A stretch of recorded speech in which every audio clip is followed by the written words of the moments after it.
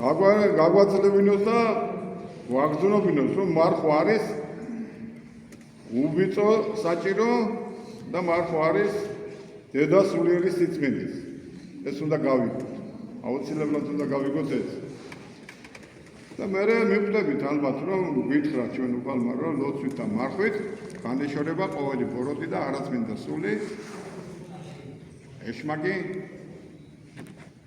ეგოიზმი, ამპატავნება, ათეიზმი, ლიბერალიზმი, სატანიზმი, მორწმუნე ადამიანი.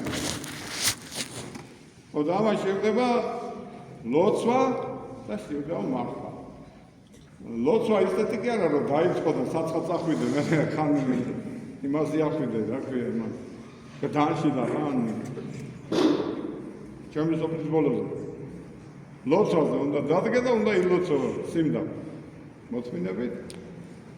ხო და ხნედ უნდა შევუდგე ლოცვას და მარხვას. უნდა დავიმორჩილოთ ხორცი. ძალიან ძნელია. გონებაც დაიმორჩილო, ხორციც დაიმორჩილო.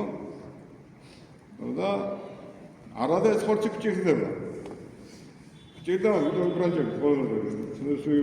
ივარცხნით, ხორამა დავარცხნით, დამძებენ და ივარცხნით რომან.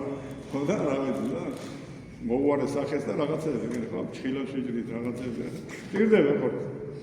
მაგრამ სულის სიწმინდე უფრო გჭირდება. პატიოსნება უფრო გჭირდება. დღეს გჭირდება ეს ამ ხალხს, ამ ერთს, ამ ქვეყანას. იმიტომ რომ ამ გზით მივდივარ ჩვენი აღდგომისკენ. ჯერ მივდივარ ჯვარცმისკენ, როგორც უფალი წავიდა გოლგოთისკენ. მერე მივდივარ ჩვენი ჯვარცმისკენ. უნდა გავყვეთ უფალს. სიმონ კვირინელის გვერდში. მერე მივდივარ ჯვარცმისკენ და მერე მივდივარ ამაღლებისკენ. ხო და მერე მივდივარ სულიწმინდის მადლის მოსვლისკენ, ანახლებისკენ. ხო და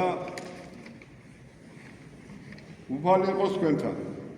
უფალმა მოგმადლოთ სიმდაბლე, გაგითხოვთ გული, მოგმადლოთ მოთმინება, მოგმადლოთ სიყვარული, მოგმადლოთ ხვავი ბარაკა და შრომის მოყარეობა. თქვენთან. და მოგმადლოთ ფიქრი და სურვილი, რომ სოფლები თქვენია, სადაც მივატოვეთ თაც და ბარი და დავხალეთ ყველაფერი. და მივხვდეთ იმას, რომ სირცხვილია, რომ 1 კილომეტრიანი უბანში ერთი პატარა ბავშვი აღარ არის. აი ეს ჩვენ მორწმუნეების გამო დაგვემართა ეს ცოდვა ჩვენ. მე ვთქვაო, რომ ჩვენ ამ სინანულში შევიდეთ.